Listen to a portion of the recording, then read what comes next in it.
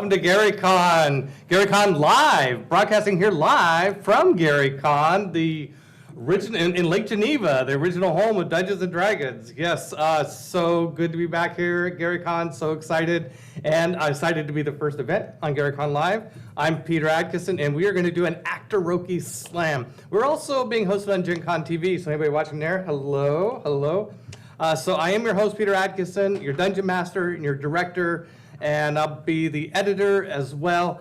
My players are veteran Actoroke actor Brian C.P. Steele. Introduce yourself, Brian. Well, you just did. I am Brian C.P. Steele, writer, author, sculptor, painter. I do game stuff. I am the professional nerd. There you go. And new to Actoroke, Liz Bieneman. Hello, this is my first stream ever, and I'm super excited to be here playing with these amazing people. Aww. You do have some amazing players to be playing with, Liz. Absolutely. And also new to Actoroke, Derek W. White. Hi, my name's Derek White. I am known as the Geek Preacher, and I'm also the chaplain for the GaryCon Gaming Convention. Glad to be here. Thank you, Peter. Oh, we're all so glad to be here, aren't we? This is so much fun. Okay, this game, by the way, Dungeons & Dragons, sort of, is set in the world of Chaldea. But I just heard a giggle off to my left. Somebody's not on camera really in an obvious way, but will be on camera, is Tanel Lovett, our professional illustrator who will be illustrating our scenes live as we play. Yes, so Chaldea is a gritty fantasy world, sort of reminiscent of old school D&D with giants and undead and orcs and trolls and psionics and dinosaurs and all that stuff, but with sometimes dungeons too. Yeah, you never know. So in Actoroke, we turn role-playing games into movies. The way we do that is that we play an RPG, like we're going to do today, and then I take and direct actors performing a screenplay adaptation of that role-playing session, and then we take an editor, which happens to be me, and we edit that together into a movie. I always have to use air quotes around the word movie. And normally we do that in a studio back home, and it takes us 3 weeks to do it. And but here at GaryCon, we are doing an Actoroke Slam where we will do that whole process in 4 days. Yeah, we're crazy. We're certifiable. That's right. So if you're watching, we're doing the RPG now. The recording of the actor session will be streamed live here, and it will be at Saturday morning at 10 a.m. Central Time. And then I have like a day and a half to edit it, thank God. Jeff Moore will be helping me out. And the movie night will be Sunday at 2 p.m. Central Time. So there we go. And the way we do this is we make the game really short, and I don't give the player too many choices.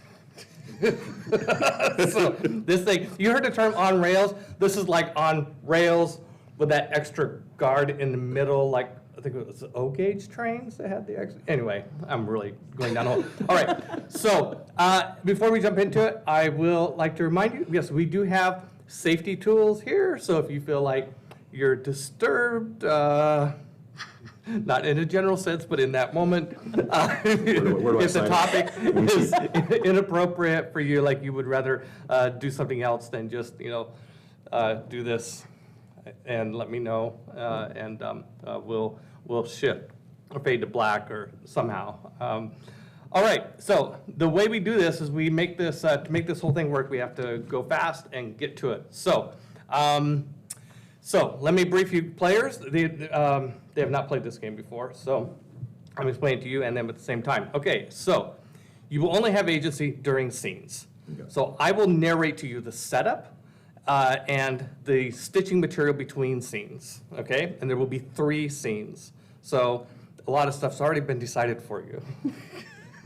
So when we enter a scene, we will interact more or less how you would expect in an RPG. And at some point, I will say, okay, we understand how this scene is going to play out, like in terms of structurally, is this a fight? Is it a negotiation? Is it a run away, that sort of thing. And at that point, I'll call a stop to this back and forth, and you'll each roll a die, a d20, and that one single die roll represents how will you do for the entire scene? It's just like taking all the dice you would normally roll in a course of a D&D combat and just somebody get up in one big roll. But there are some things that might help you. If you roll a 1, it's obviously a fail, and you'll get to narrate some embarrassing consequence in addition to being a fail.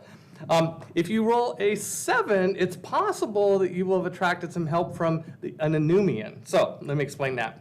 In Chaldea, our version of astrology and the tarot thing is called the Anumians. These are constellations that are up in the sky, and they influence day-to-day life. And there's 55 of them, one for each week, and 3 more. So on a particular night, right now, this particular week that's happening now, there's the Anumian that is manifested in the sky, and I roll these randomly, is Fat Merchant. And what Fat Merchant encourages is negotiation, investment, barter, appraisal, business, and loot. Money, okay? Now, would that be a corpulent merchant or a merchant that sells fat? The former. Okay. Yeah. Fat on the luxurious lifestyle that he is afforded because of all his business and negotiation and all that stuff I just listed. So if you roll a 7, if you can convince me that what you're trying to do is something that Fat Merchant would applaud and look down upon, and if I agree, then you get to reroll. Now, it's possible you may not want to reroll, because sometimes if it's a really easy test, a 7 might be a success already. You'll know what the success criteria is. Conversely, if you roll a 13, and I think, you are actually acting against the wishes of Fat Merchant, I might insist you make a reroll, which might actually be good too, because you might roll higher than a 13. So if you roll a 20, you can give another player a reroll. Oh, cool. Okay, you might notice on your character sheet that you have standard abilities. So if you're using your standard abilities, then you're just kind of narrating, this is I'm fighting or whatever, right? And then the rolling is normal. Once during this next hour, once during this session, you each have the option to use an exceptional ability, which gives you a reroll. Okay, and then success is defined by there will be a set of target numbers that the 3 of you have to get. So it might be that between the 3 of you, we need 2 11s or higher. That's the way it works. All right. Any questions? No? Good? Get it? Got it? Good. Okay. So, the Black Cat. Oh, we should say who's playing who. Brian? I am Sir Foley Harberton, the Black Cat. I'm some kind of fencer. I'm a swordsman of great dispute, or great repute, or perhaps dispute. Maybe both. Yeah, I think you got that right, actually. Out of the mouths of babes. Or Derek? I am playing Armando. He's a bard. And on here it says that he's an old school AD&D bard. So that is a bard on crack, if you've never played old school AD&D. That's not quite how I would remember it, but yeah. In old school D&D, you had to be a fighter and then switch classes to thief, or the other way around. Fighter, Then thief. Mage too, didn't you? and mage. No, I think it was just the 2. I think it was a fighter and then a thief, and then you thought switched to Bard was bard. like the only one that you Somebody needed in to upgrade. chat is typing madly right now, No, correcting us on all of this. yes, Great, yeah. go for it. Okay, because we are at GaryCon, so Yeah, There are many. we are gonna have shame points, and we have to explain in the bar tonight if we got that wrong. Yeah. All right. Yeah. Yeah. So just to be sure. Yeah, sure. Because Brian and I are here saying it's 3. Peter's saying it's 2. So if we're right, If does that some- mean we get extra XP? If we're right, we don't get to do this Somebody again. I is think I'm going to watching go chat. with You two. Yeah, okay, somebody's looking it up for us. All right, there Feel we free to go. send me right. This is AD&D, I want to get this right. Yes, so, okay, somebody tell me. Hey, All right, Gary, go. while we're waiting for the answer on that, Liz. I am playing Maeve, the Dorian human. I am a connected warlock. Whoa. I have great powers. Yes. But yes. no responsibility. There you go. Okay, so now that we know who all the characters are, the Black Cat has been hired to fix a problem named Heinz, aka the Hessen, to kill him or at least disfigure him so my wife will never want to dally with him again. and tell him that it was I, Baron Vladimir Karhonen, who was the instrument of his doom. Yes, he told you to tell him that before you kill him, or whatever it is you do. The price is 1,000 silver groschen, which is enough money to change your lifestyle significantly or buy some better adventuring gear. What do you choose? Very expensive wine. Yeah, the Black Cat has promised a share of this money to Maeve and Armando if they are successful in earning the award. So you're all here, you're all in it for the money. Okay, especially the Black Cat. The price is important. Yeah, okay. That was GM information. Let me keep reading.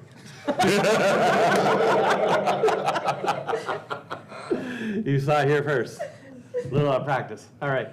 Okay, so you have tracked the Hessen to Graver's Dig, a gritty frontier town known for the Samarian hunt, where trappers, hunters, and grave robbers gather to seek fame and fortune.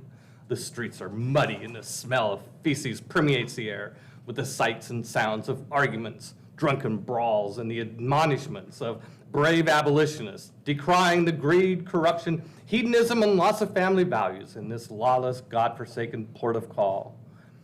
The sounds of hustle and bustle are sudden. Some of you are very excited about that description, and some of you are a little worried. Okay. It's medieval life. God, my medieval life is gross. So there we go. A little taste of that.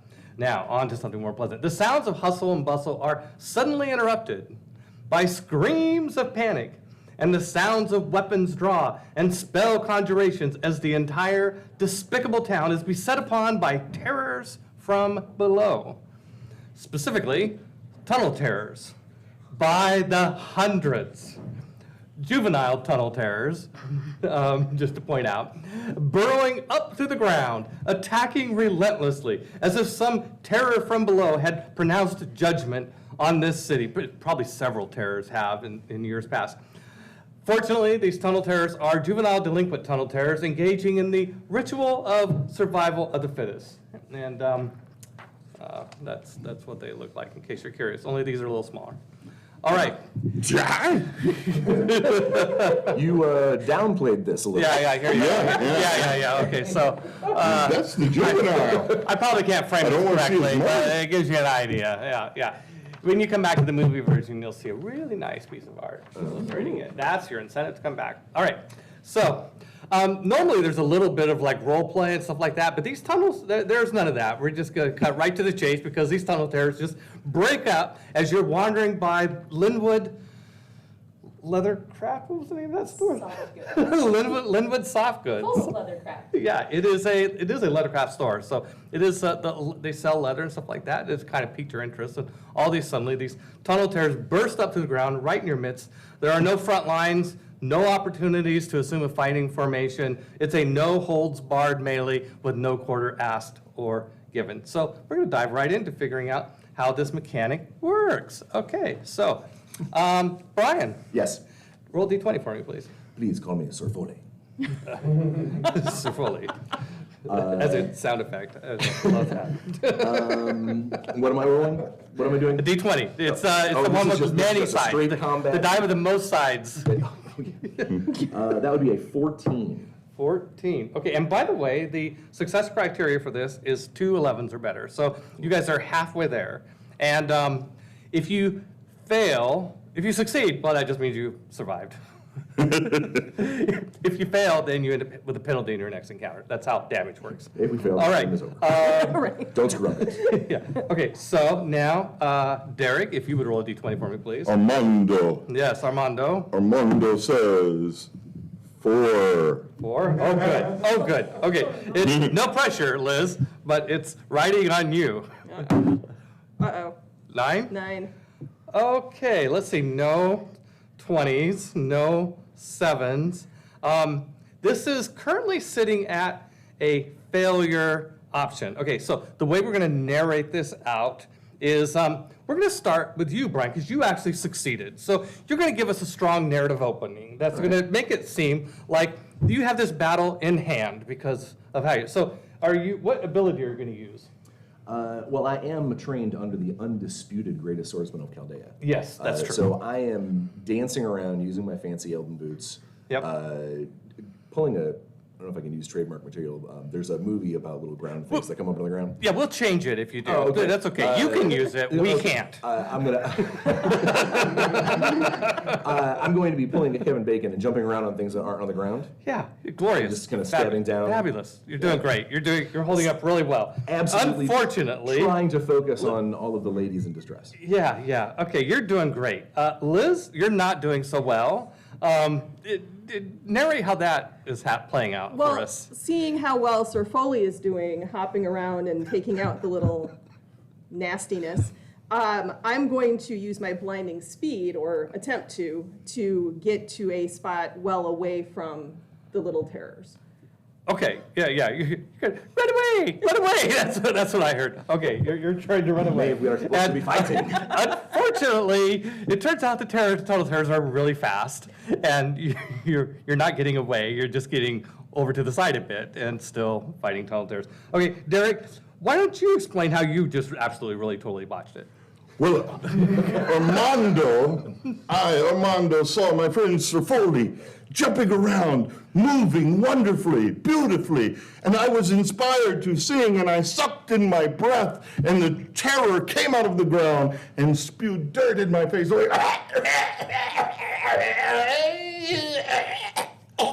Okay, that's excellent. Now, the encounter could end here as a failure, or one of you could now activate your exceptional ability and get a reroll. My exceptional ability does not really pertain to this. Well, Well, you already succeeded. Actually, I should say that Derek or Liz could try and turn their failure into a success. Well, my exceptional ability, as I recover, as the water flows into my mouth. So you are going to use it? Yeah, why But not? before you narrate it, let's see how it worked. Let's see how well you did. Roll D20. Oh. And I didn't bring my dice blessings with me. We're in trouble. whoa! That's what I'm talking about. 20. That is a nat 20. Okay. Derek, explain how Armando, Armando, Gabriel, you're going to love this, how Armando saves the day. Armando had been choking on the dirt, but somehow, in his deepest soul, he cries out and he welts out a beautiful, fortissimo chord in a thunderous voice that renders flesh and shatters stone. Break on through to the other side. We're gonna break on through to the other side.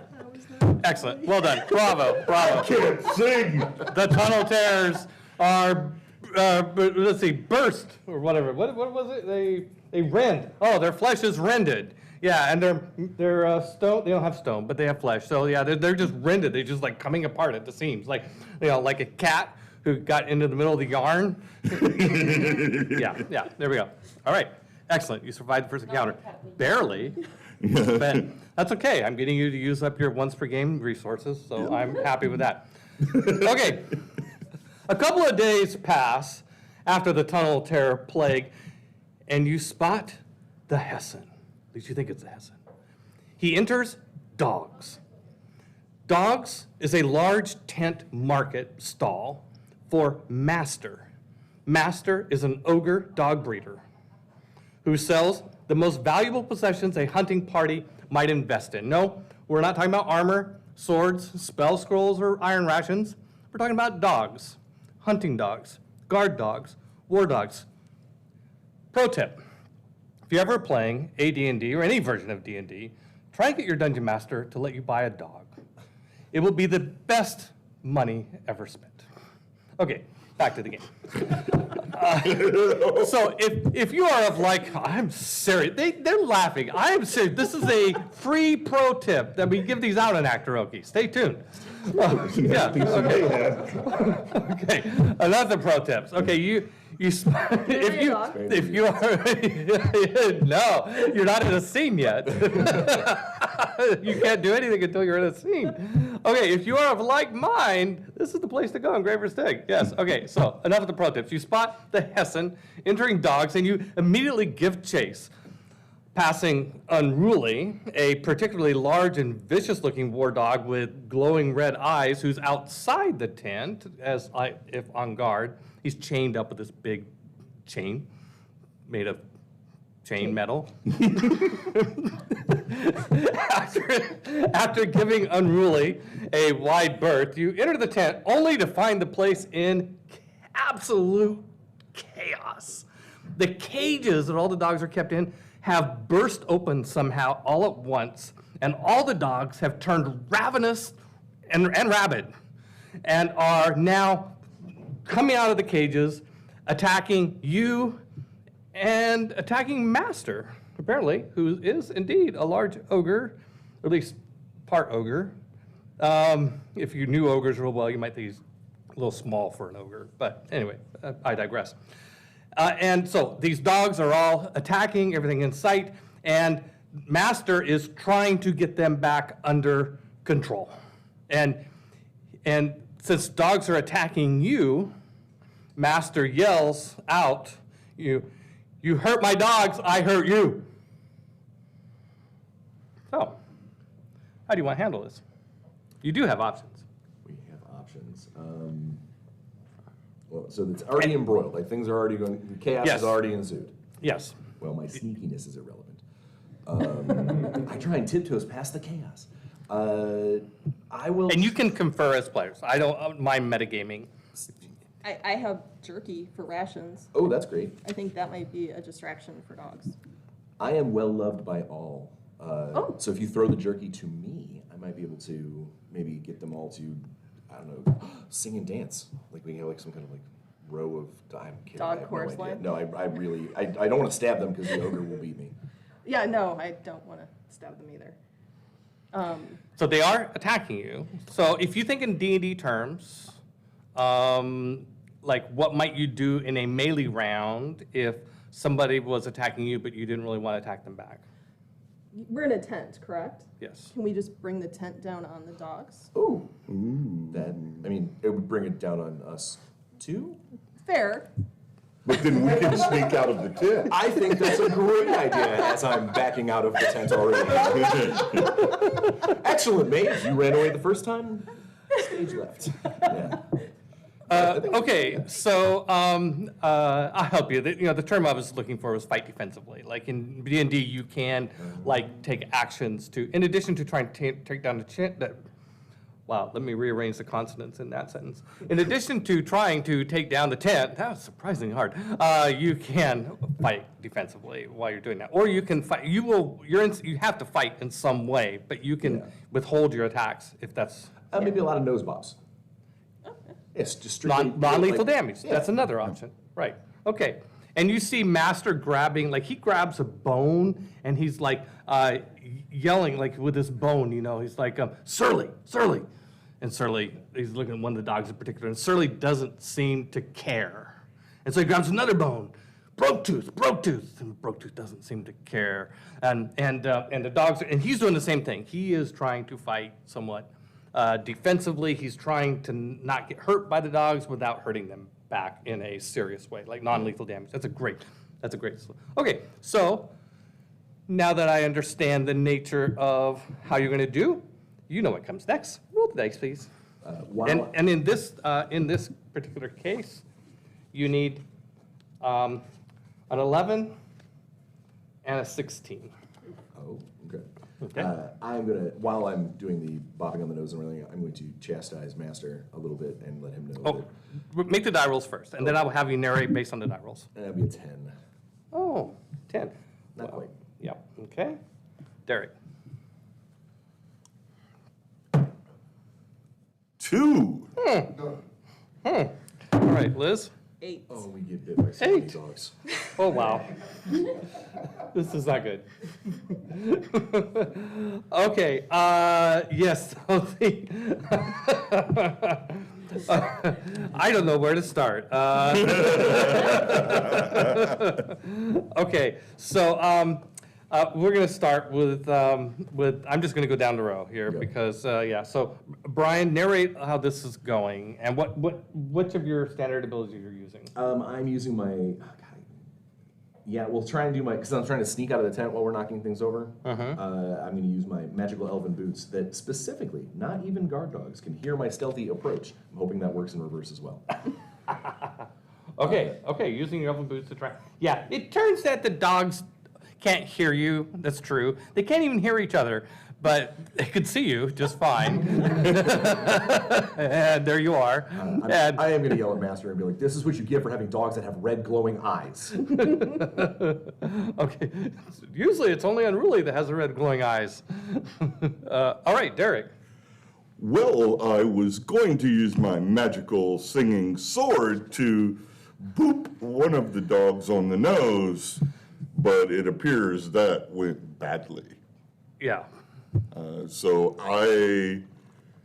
That's what you were trying to do. You were trying to sing in harmony with the with my the sword, and I I think the sword sort of temporarily forgot who it was supposed to be singing in harmony with, and was singing in harmony with the dogs. yes. Yeah.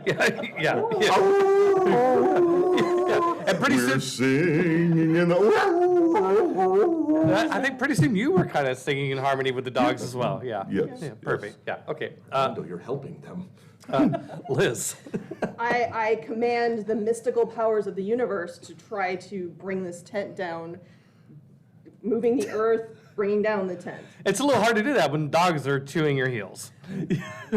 I think that's a failed concentration sort of effect. All right, does anybody want to use an exceptional ability to re-roll?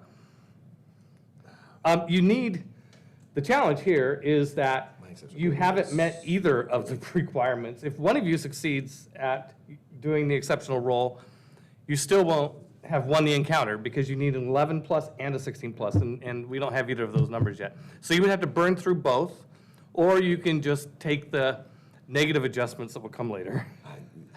My exceptional ability is super killy. Like, it would be, it'd be like, yeah, okay, we win, but I kill the dogs. I summon a demon, so. Oh, Yeah, let's save that for later. Demon summoning always comes in the final I act. think we stick already with have dog demons. bites. Yeah, okay. It's a bloody mess before you get the dogs back under control. I mean, it continues to be like this chaos of and trying to get the dogs, trying not to hurt the dogs. After a while, you're probably not as worried about hurting the dogs too much. Maybe just want to hurt them a little bit more, just trying to get them to stop hurting you. And then all of a sudden, almost as if the duration of some sort of supernatural event had expired, the dogs stop and look just as confused as you are, and and are really worried, and because Master's got all the bones now, he's got all the rule bones in his arms, and he's bouncing up and down and yelling, names of all the dogs and stuff like that. So yeah, that was painful and sucked, and and Master's like, thank you for going easy on the dogs. There's some ensorcelment afoot. So this is normal? I point at Unruly. Oh, Unruly's still outside. He never came in. Oh, I thought you said he was biting us. No, Unruly was tied to a post outside with a chain. Throw him at Unruly instead of pointing at him since he's not in the tent. Yeah. No, Unruly stayed out there, quiet, unaffected by whatever the ensorcelment was, and tied to a post. So, okay, I'll tell you what happens next. So, Master is very thankful that you didn't kill any of his dogs and that you helped him restore order. He encourages you to find the scoundrel who did this and describes him as... Oh, by the way, before I forget, this is Master, who will be performed by David Baxter on Saturday. You can pass that down. There's Master. Definitely did not want to get him out of us. No. And he gives you a better description of Heinz the Hessen, who will be performed by Patrick Keefe on Saturday. And while we're mentioning names, name dropping, we should mention who will be playing the players on Saturday morning. Maeve will be performed by Sarah Moore. Armando, any of you who've been fans of Actoroke in the past probably know Armando will be performed by none other than Gabriel Mondo Vega. And the cat, aka Sir Foley something or other. Harberton. Will be performed by Daryl Judd. All right, Wow. excellent. Okay, so, I shouldn't even thank do you. the Okay, so he helps you lock in your visual description of the Hessen, like, because he saw him, and he offers to loan you Unruly to help track down the Hessen, He's the one which that will, didn't bite us. if you accept, will give you an advantage in the next encounter, which might be helpful given the number Can I of buy a dog? advantages you have now. Wait a second. You That will. might have been a hint. So here's one of the rules of Actoroke. Anything that would slow the game down is a no-no. We don't have you time to have you don't get to buy a buy a dog. dog. You can come back and buy a dog. Right hang out now, with Unruly. yeah, the hunt is on, and even though you failed the encounter, you still get the help of Master, actually, which is might have been a flaw in the adventure design. I don't know, but you still have penalties. Okay, so do you accept Master's offer? I mean, it makes sense. You summon demons, the dog has creepy red eyes, and you have beef jerky. I think it goes to you. Yeah, Perfect. we take the dog. Great. Excellent. That was the right choice. I don't make the decision, so it doesn't matter to me. All right. Okay. So under. There we go. Okay. Unruly follows the tracks of the Hessen, which lead to the same inn where you are lodging. In fact, the same room where you are lodging. You surprise the Hessen, who is rummaging through your things for valuables and clues as to why you're after him. Apparently, he's onto you. The Hessen's first instinct is to grab an ornate hourglass from his belt. This can't be good, but because you have surprised the Hessen, the first die roll has a chance of stopping him from doing whatever it is he's doing. Pick among you who will make the first roll. And the rolls that you need in this encounter are a 6 or better, an 11 or better, and a 16 or better. All right. So who thinks they can roll at least a 6? All right. In this case, my exception ability might actually come into play, so if I screw this up, I can reroll. But maybe, possibly, hopefully. All the rolls will happen before you reroll. But yes, if you screw this up, it means that that he turns over the hourglass. You don't get a reroll to affect the hourglass. All right. Okay, so you just need a 6, Brian. How hard can it be? 17. There you go. Oh, yes. Okay. See? So Lead from the front. using one of your abilities, standard abilities, describe how you stop him from turning over the hourglass. This is my genteel persuasive appeal. So I'm open hands, walk forward, be like, no, everything's fine. Whatever you're doing, you don't have to do that. Please don't. And I'm gonna try and snag the hourglass, or at least keep it from turning. Yeah. I like the idea that you're both like, like this with the hourglass, and you've kept it from turning over, which is good. Okay, so just what? I also will not try and perform an accent. Why are you tracking me? Who sent you? I know it was. No. Oh, I was gonna say, Yeah. you were at the bar. Why don't you give him a big belt out about Mr. Vladimir? What was Vladimir's full name again? Really close. Vladimir Karhonen. Karhonen. I almost called him Harkonnen. That's exactly right. What? Vladimir Harkonnen has sent us because of your nefarious love-making skills. We've heard that you have taken advantage of a woman in his life, and he is not happy. Okay, so I'm sensing that you guys are going to try to basically persuade him, negotiate with him. Is that what's happening It here? may have to start that way. So Yeah? we can get him to disappear. He's far too pretty to disfigure, and killing is just wrong in most cases. And he may very well have a lot of money. The actor's sitting right over there, and he's got a big smile on his face. Far too pretty. Okay. Yeah. unzip that a little bit. A little warm in here. We're hot duelists looking back and forth at each other. You're too pretty to figure. While we're struggling. Yeah, struggling with the hourglass. Okay, and the bard trying to get in on it. Yeah. Okay, so I need the rolls from Derek and Liz, your D20 rolls. And you had a 17, right? Yeah. Okay, good deal. Nice. What did you get? And unruly as a 20. A 20. Okay, with a 20, you can get, what did you get? I'm guessing Three. not that good. Okay. If you like, with a 20, you can give another PC a reroll. Oh, I wonder which one. I wonder who. Yeah. So we got a 17, a 20, and a 3, but a 20 was a reroll. Now we have a 17. Okay. So there we go. We did Brian's already, and okay. You're going to narrate how you're going to join this persuasion, and I will give you a hint. One possible way, because you have won this encounter already, I'll give you just a narrative hint if you want to use it, is that you could probably shake him down for paying you whatever the Baron was going to pay you. Maybe he would pay you more. That's just an option, right? Okay, so Liz, explain how you participate in this narration. Well, clearly we've been sent to kill you. The price, though, is pretty steep. I believe we were promised 2,000 silver. I thought it was 2,500. Oh, you might be right. And if you would be willing to It's ridiculous. pay us off, then we wouldn't be forced to kill you. Of course, you would have to disappear. And at being as pretty as you are, you might not want to disappear. Oh, that despicable Baron. You obviously never been to Hesse, or you would know that the Carhonans are masters of treachery. This is not helping your case. How much are you offering? Your turn.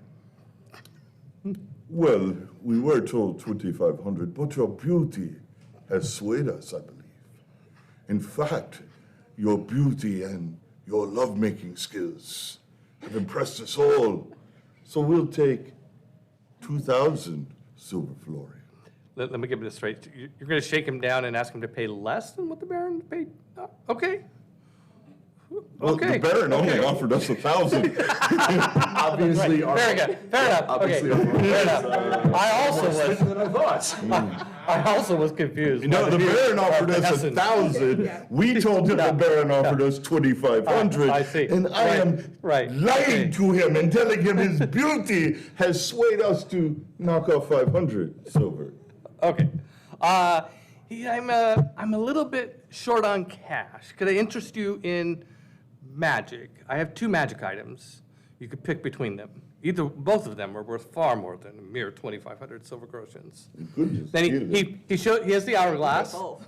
and he also has a fish, a gar. Who knows one's long? Yeah, it's a gar. It's about a 2-foot long gar. So he's got an hourglass in one hand. This fish, which is flopping around, but So it's I mean, alive. it's a living fish, but it does. I mean, How far are we from Yeah. any source of water right now? oh, this is the port city, so it's probably fine. I worry about a man who carries around a flopping fish in his pocket. Yes. So Is that a fish in my pocket, or are you happy to see me? this is, yes, if placed in the wrong place, it can give off the wrong impression. Yes, I don't know if there's yes. a place. I you smell could have something a very fishy here right now. Right. So, so this is the hourglass of Parley, and this is my getaway gar.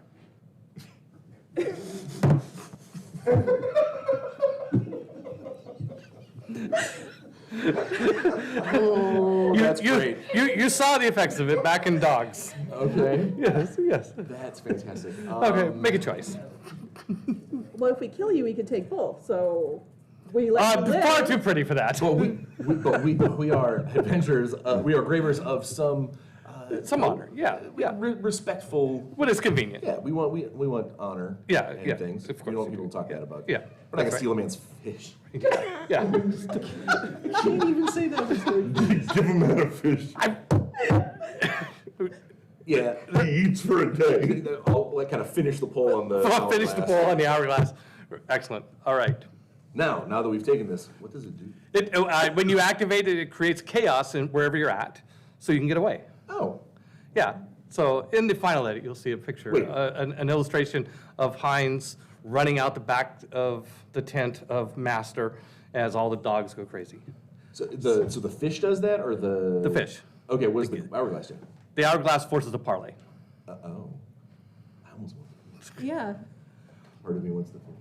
You want to change your? No. I think we should. Daryl, you want to weigh in on Let what the hourglass for, or the getaway gar? The getaway gar, yes. The getaway guard. I don't The know. actor has weighed in, but you as the player are the one that gets to decide. Having the actor handle a live fish could be really fun. But finding it on set and having to deal with. We were in Lake Geneva.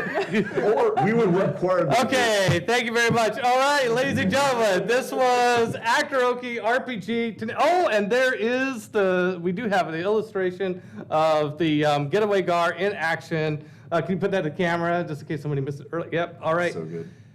And thank you for watching. We will be back on Saturday morning at 10 a.m. Central. I'm saying it slowly, make sure I get it right. 10 a.m. Central Time for recording the actors, which I mentioned previously, performing this chaos. And then on Sunday at 2 p.m., yes, that quickly, just a mere 3 days from now, we will have the movie edited and we will have our movie night. Bring your got popcorn, BYOCP. As in CP Steel. Get us out of here, Jimmy, please.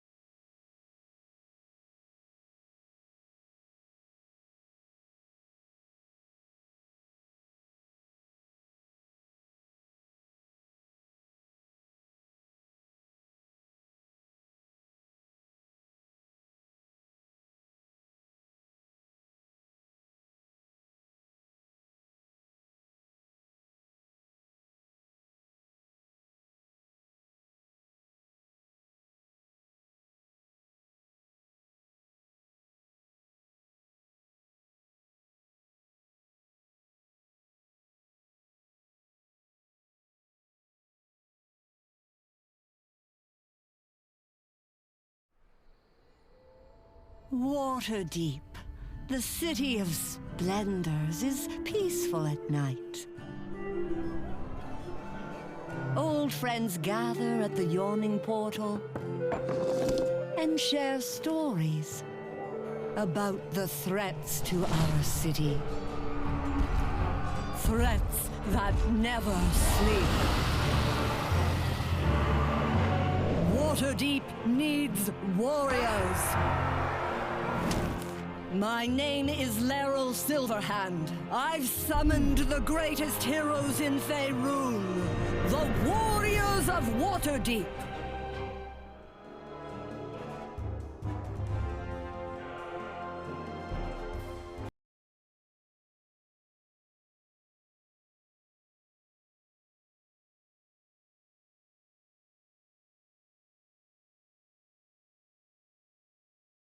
You have heard tell of a kobold queen with visions of a world made new in fire and rage.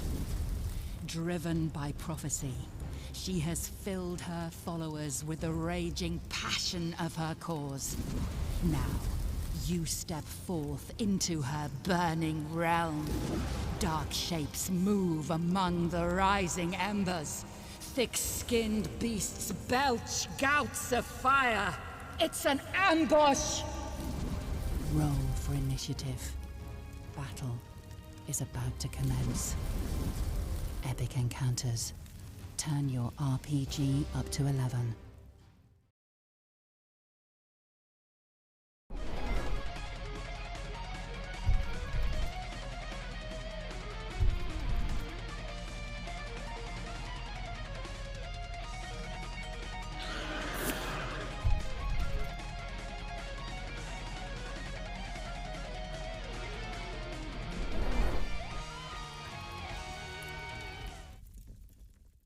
They say we make the world's finest miniature terrain because it is.